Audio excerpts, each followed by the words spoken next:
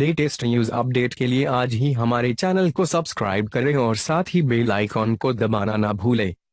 पांडरपाला स्थित एक घर में परिवार के सदस्य रोजाना रात को फुफकार की आवाज सुनते थे, पर कभी कुछ नजर नहीं आया। परिवार को शक हुआ कि फुफकार सांप का हो सकता है। उन्होंने एक स्नेक सेवर से संपर्क किया। जब शुक्रवार को स्नेक सेवर ने जांच के बाद आंगन में बने प्लास्टर को तोड़ा तो लोग शॉक्ड रह गए। प्लास्टर के नीचे से 16 अंडों के साथ एक नागिन निकाली गई। नागिन को काबू करने में स्नेक सेवर के पसीने छूट गए।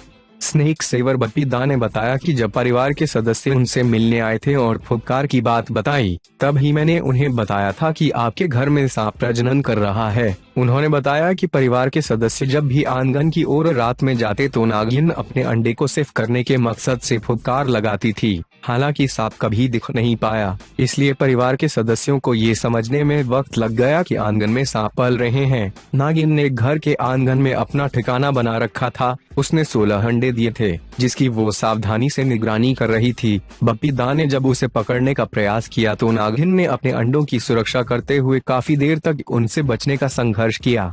हालांकि बाद में नागिन को काबू कर लिया गया। बप्पी दा ने बताया कि 2 अंडों में से बच्चे निकल चुके थे, जबकि 14 से बच्चे बाहर आने बाकी थे। बप्पी दा ने बताया कि अंडे करीब 40 दिन के हो चुके थे। यही वो वक्त होता है जब अंडे से बच्चे बाहर निकलते हैं। हालांकि नागिन को पकड़ लेने से उस घर में रहने वाला परिवार अब चैन की सांस ले रहा है। नागिन और उसके अंडों को तोपचांची के जंगल में छोड़ दिया गया। बप्पी दा ने बताया कि नागिन के घर में अंडे देने से एक बात स्पष्ट है कि वहां नर भी रहता होगा, पर अंडे देने के बाद नागिन ने नाग को भगा